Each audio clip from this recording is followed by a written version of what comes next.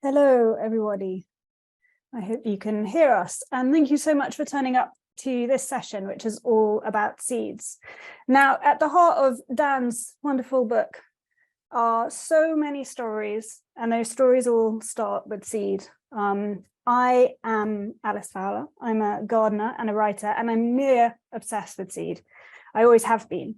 And one of the reasons I love the whole story around seed and seed saving and seed diversity around food growing and all of that is because seeds are such a wonderful creative point in the storytelling. They link us both to our past, to all our ancestors who did the amazing seed breeding so that we can be sowing stuff today, but they are also about our future. So every gesture of sowing seed is about putting a lot of hope and faith in what's going to happen going forward.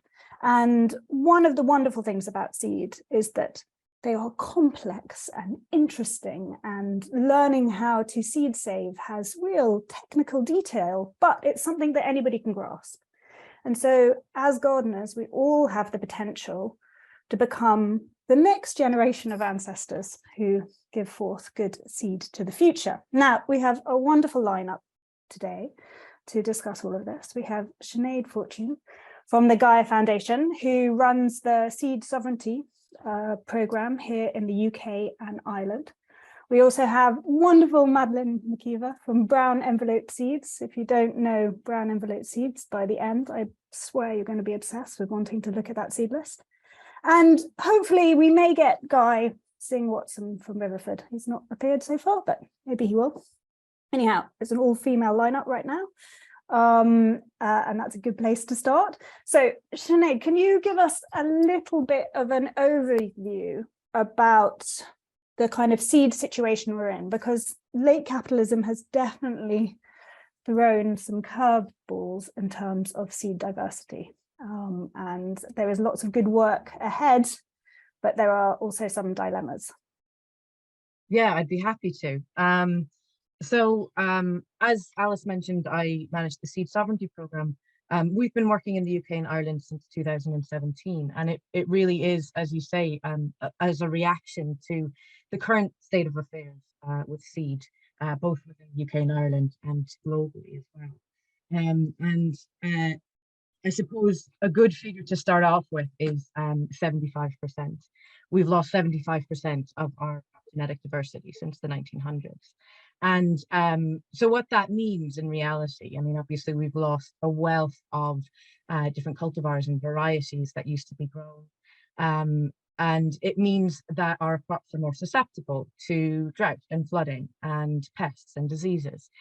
So in that diversity is resilience that we desperately need at the moment. I mean, the very challenging growing conditions that all of us have been facing over the past couple of growing seasons is real testament to the fact that we need that diversity in our crops, and we need to get that back in very quickly. But it's also a diversity of culture and of stories. So each of these seeds has been, either bred in modern times or has been cultivated over generations. And even the modern breeds, obviously 99% of that genetic diversity is, as you said, Alys, thanks to countless generations of people who have safeguarded them and bred them and grown them and saved them and loved them and passed them down and shared them very freely. And so that history, those stories get lost as these crops fall out of use. So that loss of genetic diversity is so important, and that's one of the reasons why we wanted to start addressing that and getting growers really, really excited about seed again. And then the other is in this face of corporate capitalism and the fact that we're bordering a near monopoly on seeds globally. 4 companies control 70% of the seed stock all around the world, and they're agrochemical companies. They're petroleum-based companies that develop seed as an afterthought to their pesticides, their herbicides for their businesses. And so when did seed become an afterthought? This is something that's so vital to our very existence, that we have a right to, that we have a lineage of. has become this afterthought to a petrochemical company.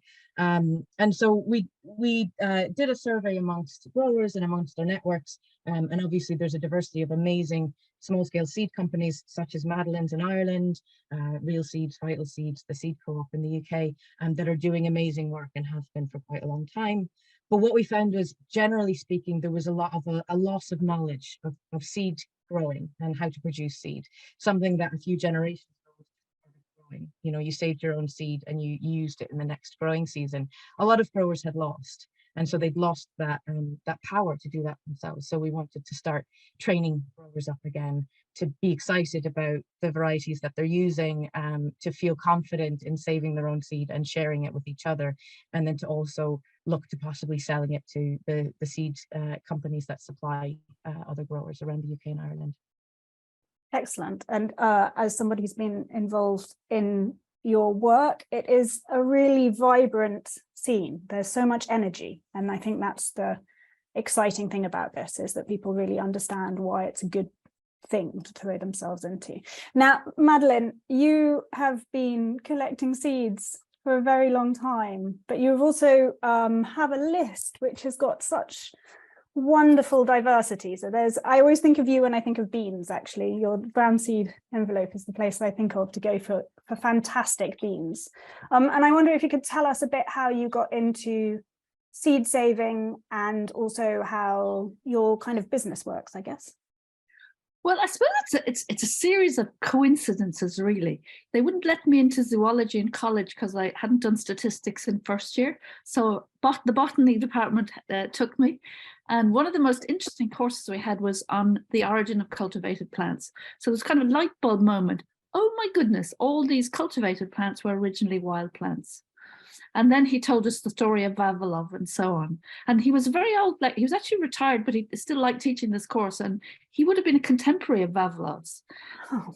And, you know, Vavilov came to Ireland in the 1920s, and he sent people to collect in Ireland. And when the Irish seed savers began in the 1980s, they went back to the Vavilov Institute and got some of the old Irish varieties back. And around the same time, there were a couple of English lads living in West Cork looking after a garden, and they brought over some varieties from the Heritage Seed Library. And they gave me a few crimson flag broad beans and a little bit of asparagus kale. And I just started growing seeds. I mean, because I lived in America for a couple of years in the 80s, and I wanted to grow some of the American things. I had ordered seeds from Johnny's, and then because it was difficult to get them imported and expensive, and because I was just generally poor, I saved the seeds from year to year. And then I eventually gave up dairy farming because my farm is small and you can't really make a living from 12 cows. And and when you give up dairy farming, you have all this time on your hands. And so I was growing lots of vegetables. We started a farmer's market, and so come February, it's like, what am I going to sell? I've nothing in the garden. And I thought, well, I've got lots of seeds. Maybe I'll bag the seeds up and sell them. And I contacted the Organic Trust, who certified me as organic. And I said, can I sell seeds? And they said, well, you have to register with the Department of Agriculture to be a seed saver. So I contacted the department. They said, yeah, you can register. We'll send you out a form. And I said, by the way, how many other registered vegetable seed producers are there in Ireland? And they said, well, actually none. So I thought, well, this is an opportunity as well as an interesting thing to do, and a way of, it's really all been a way of avoiding getting a real job. Excellent. That's the best. Yeah, that's the best promotion for seed saving I've had in a long time. How many seeds do you have on your? How many different varieties do you have on your list currently? I don't know.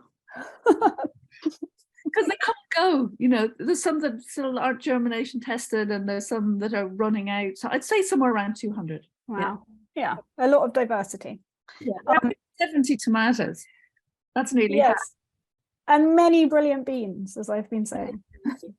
Yeah. This is the place. Yeah, you go.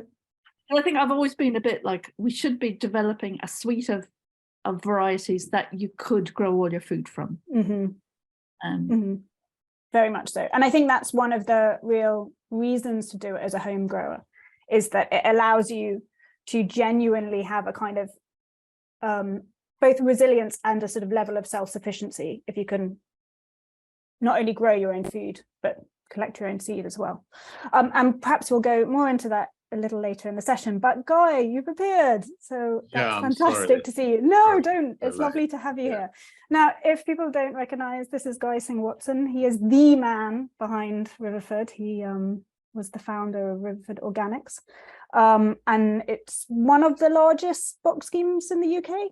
The largest. I think probably the largest. Yeah. I'm one of 1,000 men and women. Actually, we're employee owned now, so it's no longer mine. But I've got the biggest gob out of anyone. So. Yeah, excellent. That's what we want. And so I guess what's good about having you here is that we can look at this from both sides. So we can look at this as domestic food growers who clearly need and want diversity, because often the seed that is offered on commercial seed companies is really driven from the market grower, and so they don't necessarily always fit into the small garden. But there's the other side of the coin, which is the market kind of seed system right now.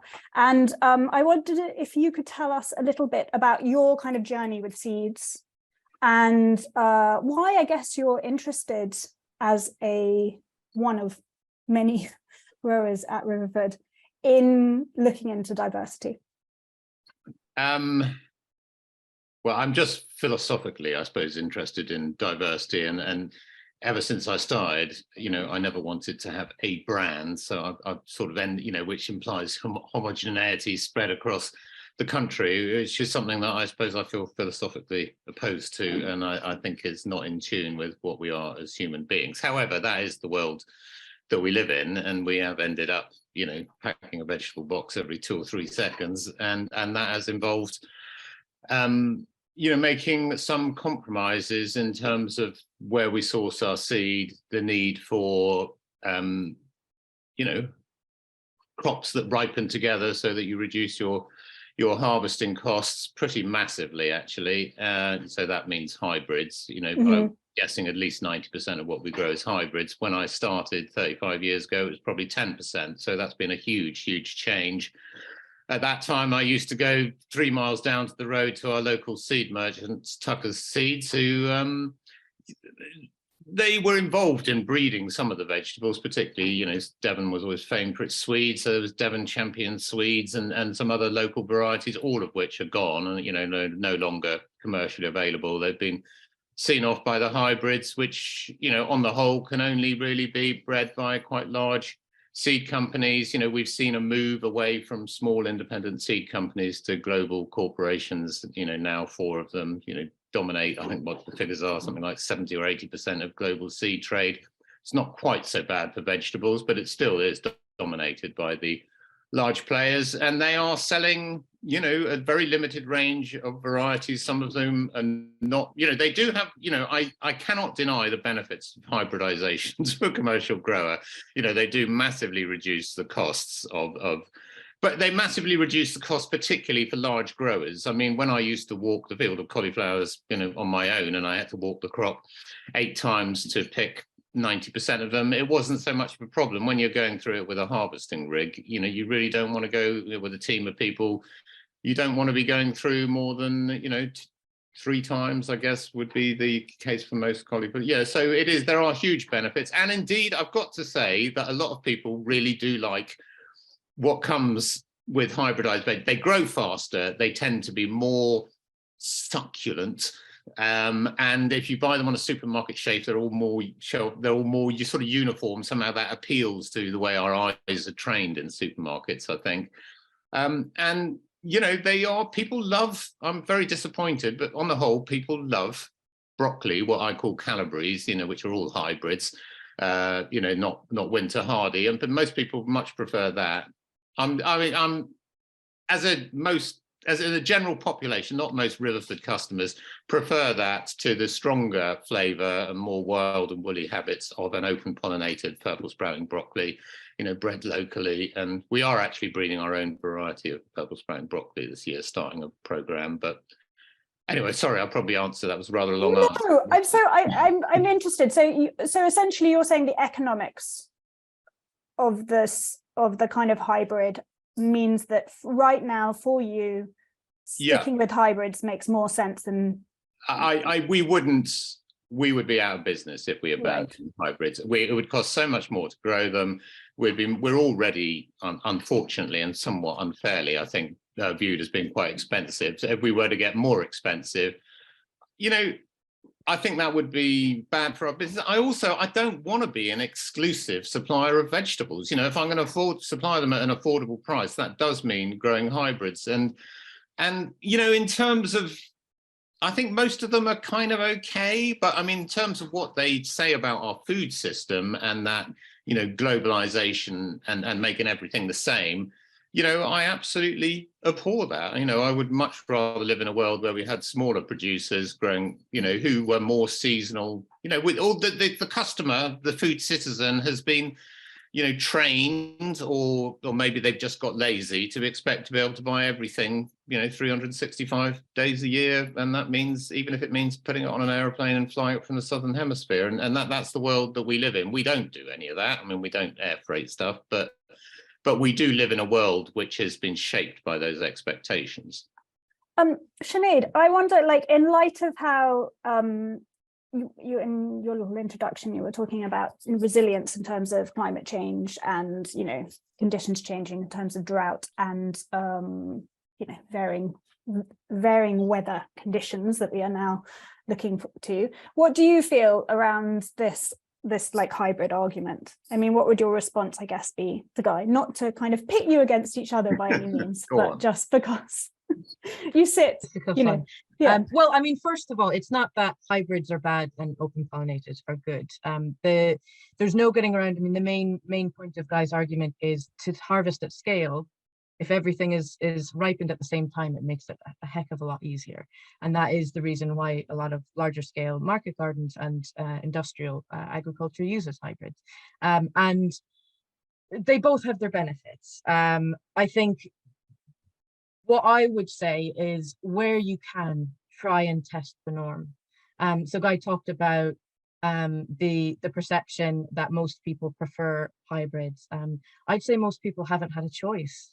They haven't, seen what else is out there. They haven't seen the variety that other cultivars can offer to them, the taste, the kind of enjoyment, especially if they're growing it themselves. That opens a whole other realm of opportunity. If you're a home grower or small scale market gardener, something that comes through harvest regularly and often, as opposed to all becoming ripe at the same time, is much more valuable to them. So I would say, I mean, there's no getting around the fact that hybrid seeds are very valuable for large scale production, but also there's a lot of, and I'm not including you in this, obviously, Guy, but there's a lot of large scale industrial agriculture that we need to change because it's very problematic. And so, yes, it's a bit of a think piece to say that they need to change the way that they interact with their seed. But I mean, while we're talking about it, let's go there. The fact that you need very high inputs and pesticides and herbicides to keep, acres upon acres upon acres of a very particular crop with very particular needs healthy and harvesting at the same time. We do need to look at alternatives, and open pollinated is one of the ways that we can do that. And it's not always going to be the most suitable for every grower, and the large scale is certainly a challenge. But I would also say that I know there are a lot of larger, I mean, still quite small scale, but larger organic growers who turned away from open pollinated seed quite a few decades ago. I'd urge them to give it another shot. Open pollinated seed, if you get bad seed, you get bad seed, but there's really good quality open pollinated seed out there at the moment, and it's worth giving it another shot and seeing if it is suitable for you. So I'd say keep an open heart and mind, that there might be alternatives that could be suitable for what you need. But there's never one solution for anything. I mean, there's diversity in solutions as well. So we need to make sure everyone's welcome at the table. Sorry, Guy. Just say I'd agree with absolutely all of that. And for a gardener, you know, you don't want all your lettuces and all your cauliflowers coming at the same time. So absolutely look to open pollinated seed first. And I think also, Sinead, you are right that as we could, I mean, there's some crops, I am skeptical of the benefits of some of the squash where we're buying hybrid seed. It's incredibly expensive. And I do question whether the flavour is as good as, for instance, in some of the butternut squash as the ones that we used to grow. No doubt the yields are higher, but mostly they're all uniform. They're all between 800 grams and 1200 grams, you know, and which is great for our market, but I don't think. And also the whole thing becomes kind of self-perpetuating. You then design a system so everyone's gone from, you know, when I started growing their brassicas in seed beds where it didn't matter if they were a bit, you know, lacked uniformity, to now everyone grows them in module trays where you expect to have 98% germination and 96 or 97%, you know, good plants, which you're never going to get with an open pollinated variety. But the open pollinated seed is like, you know, a fraction of the price. So if you sow in a seed bed, you really don't matter, and you just leave the ones you don't want. So, but everyone's gone, and now all the machinery is designed for modules. The whole agronomy is arranged around it, and it becomes this self-perpetuating thing, as so many systemic things do. And you know, and I'm really grateful to those people who are keeping the you know, home saved and open pollinated seed alive, because it would just be crushed. And of course, you know, those global forces of capitalism would love to see you crushed, you know. So, you know, I absolutely commend what you're doing, but it is very difficult. I think there are around the fringes, there are areas where we can participate. I mentioned squash, mentioned purple sprouting broccoli. I think probably some of the kales. I think there are areas where, you know, you're right, Sinead, we could look again at but you have to be a bit brave, and if you're looking for the safe commercial solution, you do what everyone else does, which is hybrids. Talking of brave, let's talk to Madeline a bit. First of all, let's make sure everybody's on board. So Madeline, could you just tell us the difference between an open pollinated and a hybrid, just in case there's anybody listening in a little lost by some of this language? And then perhaps you could talk a little bit about how, you know, open pollinated does help in terms of flavour and resilience and difference and adaptation, because many of your varieties, Madeline, have this at the very heart, including the open source seed. Is that what it's called? Yeah. Well, I suppose that I'll describe how hybrids are made, because that actually, a lot of people don't understand that. To create a hybrid vegetable, you take two lines of that vegetable and you inbreed them, essentially till their two pairs of chromosomes are identical but different to each other. And then you cross them together so that each of the F1, the first generation, filial first generation, has one set of chromosomes from parent A and one from parent B. And so they will be very, very uniform. And they do seem to have extra vigor that nobody can quite explain. And of course, in a large scale operation, that's really useful. It's not very useful in your garden, as Guy said. You know, if all your cauliflowers are ready the same day, that's not useful. But the main problem I have with the whole hybrid model is that you actually lose all your genetic variation in the process. So those vegetables have no scope afterwards to evolve their disease resistance or their environmental resilience in the same way that an open pollinated variety will. Because if you have an open pollinated variety, it will have lots of variation within it. So when you plant all your plants out, if it's a very dry year, some will do better than others. If it's a very wet year, if it's cold, you know, you can actually, and you can select things to be quite specific to your climate. And I think that's why I wouldn't be interested in trying to produce hybrids. I've thought about it. It'd be easy enough to do hybrid squash or hybrid tomatoes or something, but I think that we can't compete with the supermarket model. Supermarket, kind of hybrid, big ag model, we can't compete with at the moment. But what we need to do is to produce an alternative that would be viable should we have to live without fossil fuels, which we may have to do. And it's going to be a long time before we have robots to pick the solar-powered robots to pick the vegetables and weed them.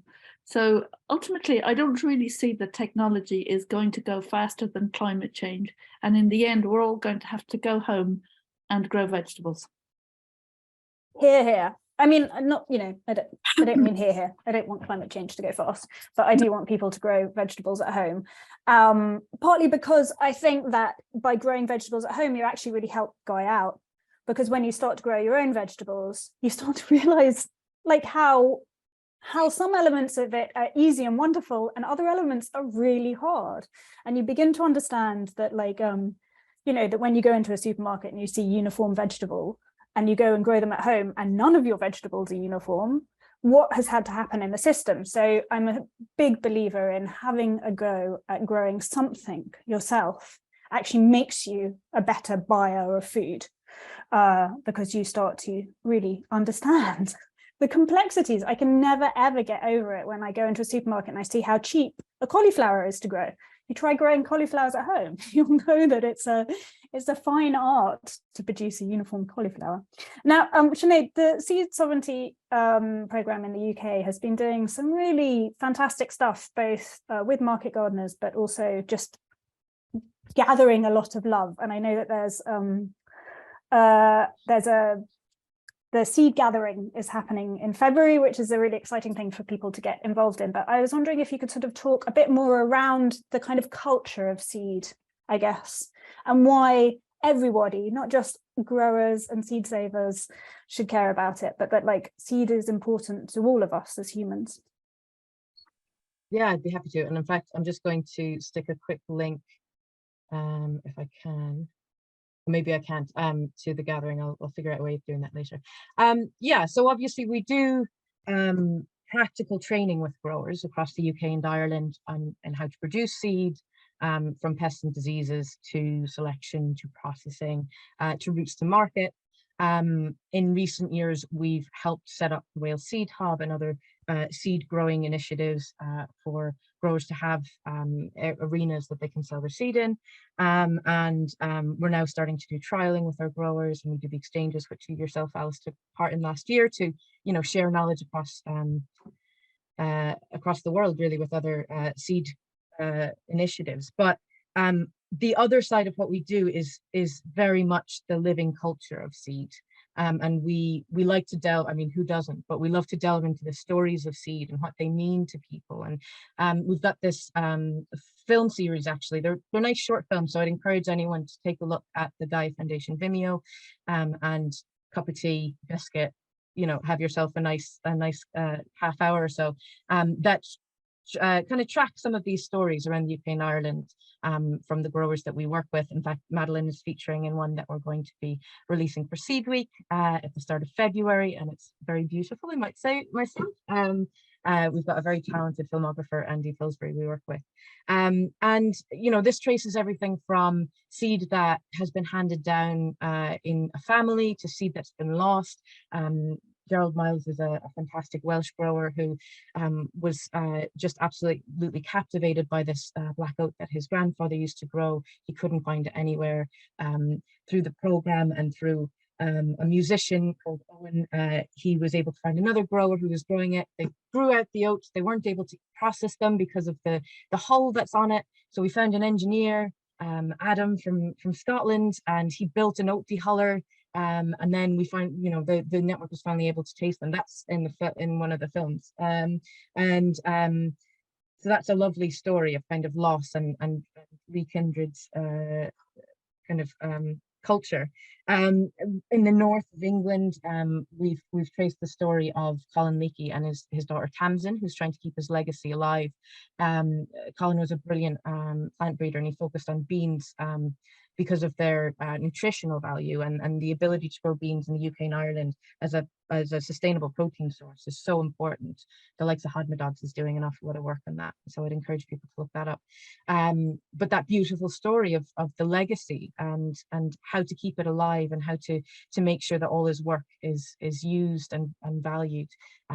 We explored the urban seed saving of community groups, and then you've got this wealth of communities from all around the world that it kind of come together in urban spaces, and these beautiful seeds that they've brought with them, and the recipes and the stories and everything like that. But I mean, we're humans. We communicate through stories, and every seed that we work with has a story, whether we know it or not. Sometimes it's quite difficult to find them. You know, you might have gotten a seed at a seed swap and you don't know what the story is. Maybe it is quite a modern story that you know someone who's bred it, and you know, you can get the story that way. But I would encourage anyone who works with seed, whether it be on a commercial or a you know, an individual scale, to try and find those stories, because I think we're losing our stories as humans, you know, in a world where everything has been commodified and privatized, where something that is intrinsic to our survival, seeds and food, we've been separated and divorced from it, that we've been set up as a controller of the land and apart from nature rather than a part of nature.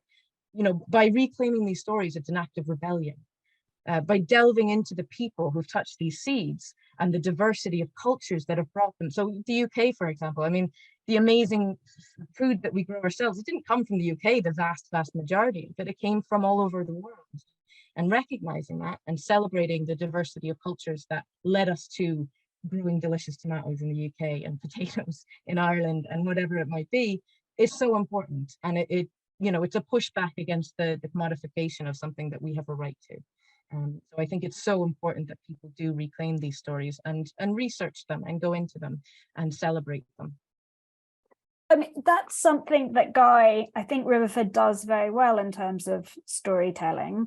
I mean, in that you are very good within your newsletters and your kind of website around putting a lot of opinion in a good way around food growing. So taking kind of Sinead's mantle on and telling more stories, is there any way that you would consider, say, I don't know, regrowing some of the Devon Swedes, or like, because you know, you have an extraordinarily big platform, and you have an audience that like is, you know, is voting very clearly for what they want when they buy your vegetables. Well, can we persuade you this way a little bit? Yeah, well, I as a matter of fact, when I sold most of Riverford to the now co-owners, I took the money and bought a farm a couple of miles up the valley where we do this sort of thing. We are experimenting with all sorts of things, including, I noticed in the chat someone mentioning vital seeds. They are based on our farm. I put up some tunnels for them and they grow their seed here, and I'm absolutely delighted by their success. We have another incredible vegetables, Mandy, who does perennial vegetable plants and bringing back the perennial kales in particular, but she's also just absolutely fascinated and fascinating, you know, fascinated in the range of perennial vegetables that we can grow and all the environmental benefits that brings. So yes, I have that slight distance between myself and Riverford now. I do still work there. I'm going there after this interview to do some stuff, but I quite like being up the road where there isn't that sort of commercial pressure. At Riverford, we're always,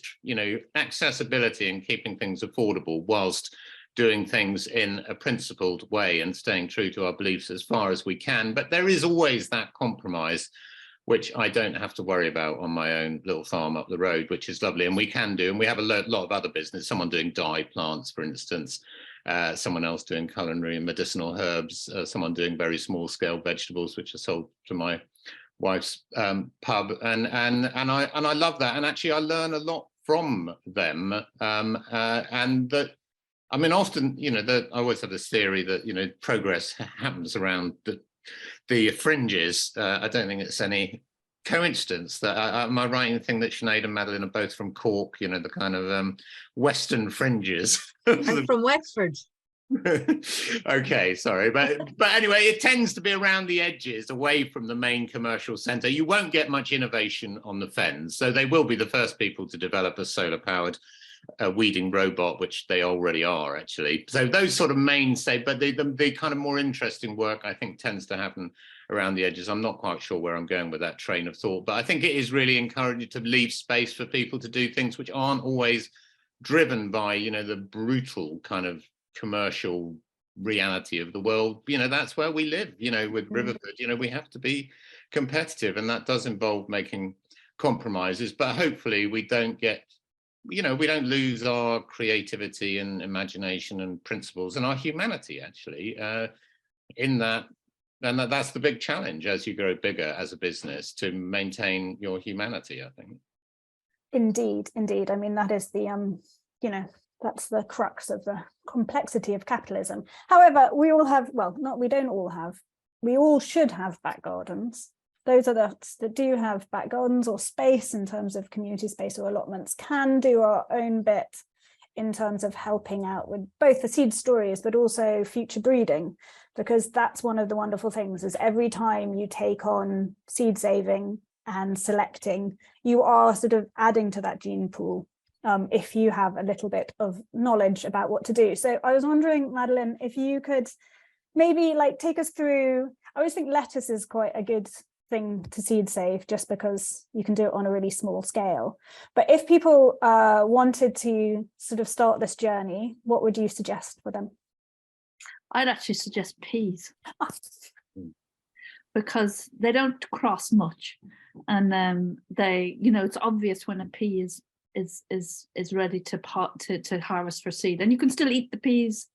But I think peas should be, you know, people are kind of fixated on things like chickpeas and beans as part of their diet, but dried peas are so much easier to grow here and just as delicious if you grow the right varieties. You know, we have the Irish green pea, which is one of the peas rescued from the Vavilov Institute by the Irish Seed Savers Association, and it is so delicious as mushy peas, because my kids wouldn't eat mushy peas, but I once thought, oh, I'll try these Irish Seed Saver peas, and they ate them.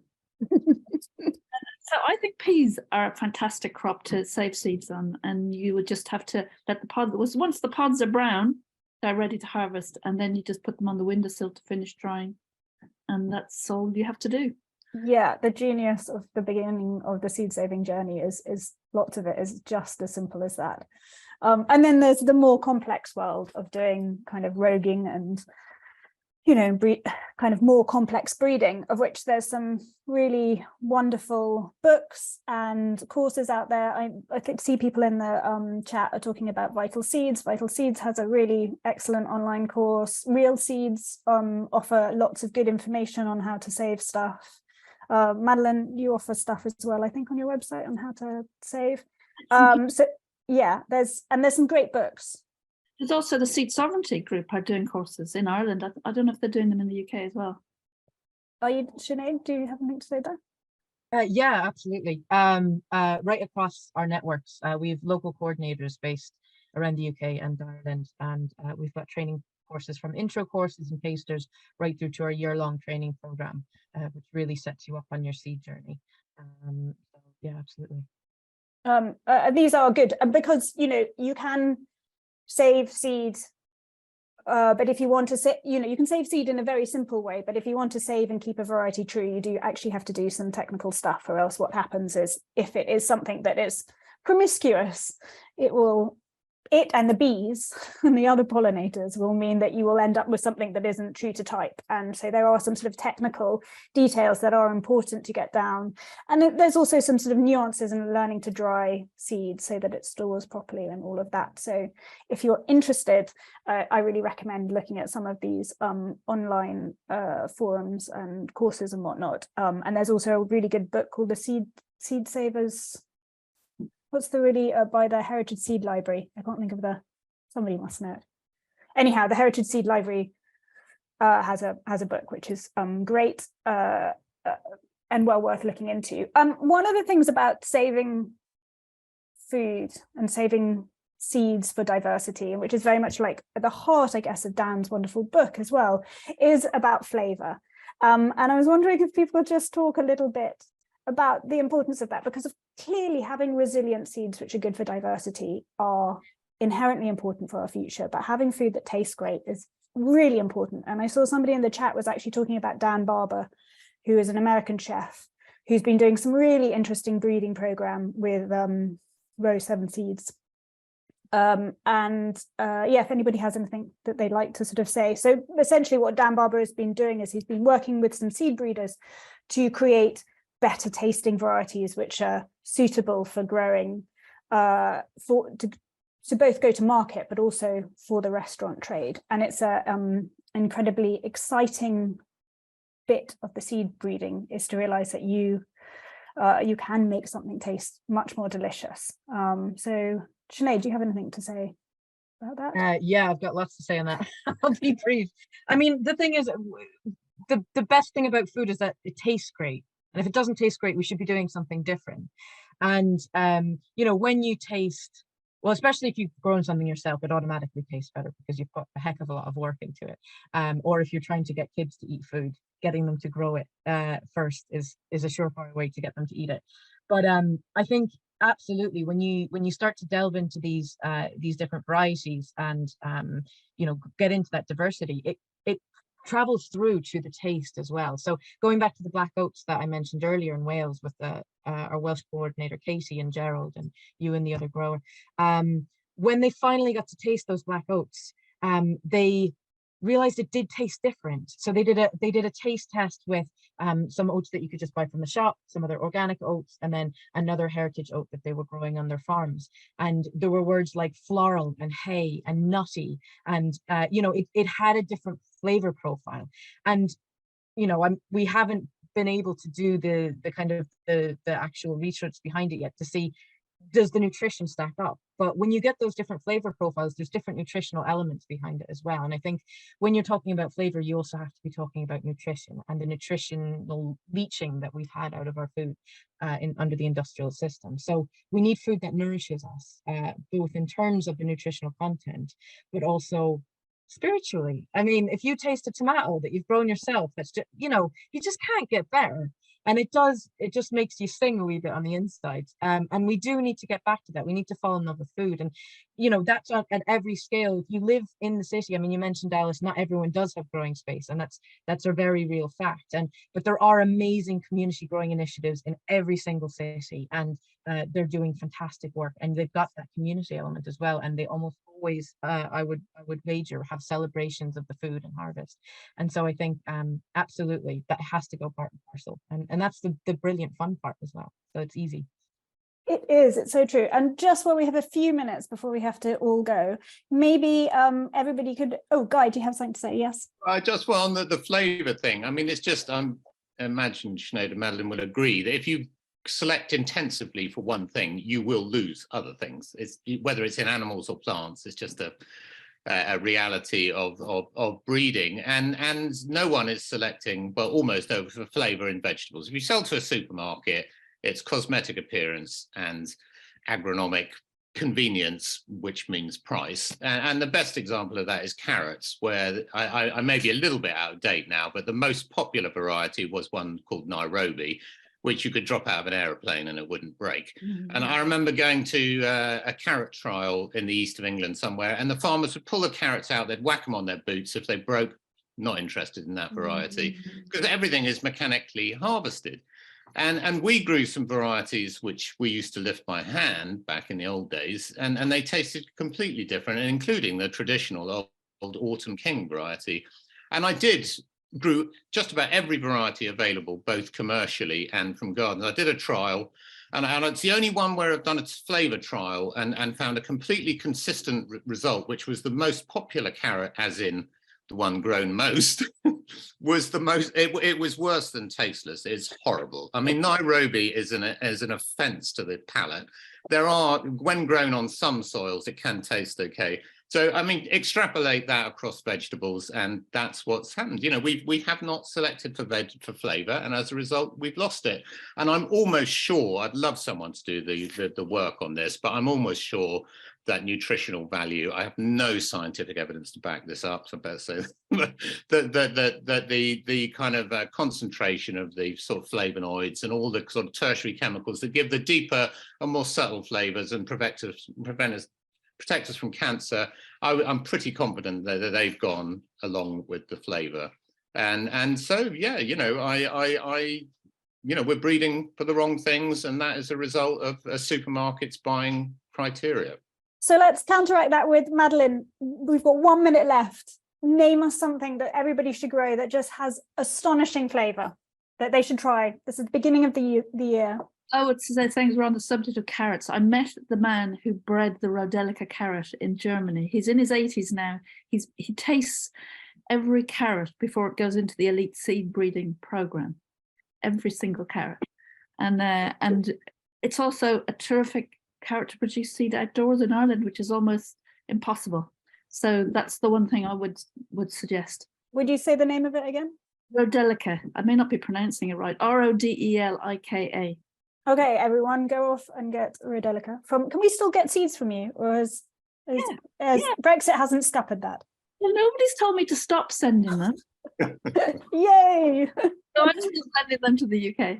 Okay, so before we go, then, grow a good carrot. Learn to save your peas, or your lettuce, or your rocket, or your coriander, or your parsley, or your parsnips. Let your parsnips go to seed.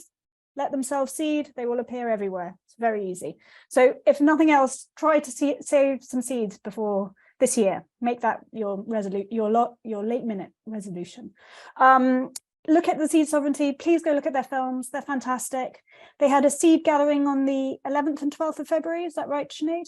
I think Sinead has put up a link. Please go along to that. That's great. Enjoy, carry on supporting organic growers. It really matters when you go to a farmer's market, when you go to a veg box which is organically grown. You are really voting for something very important in terms of our future soils and all that. And thank you very much, everybody, for turning up. And if you haven't read it last minute, This Day is About Food Diversity. This is a fantastic book to understand all about that. So if you haven't read Dan's book, please give it a go. And just thank you guys for coming and talking all things seedy.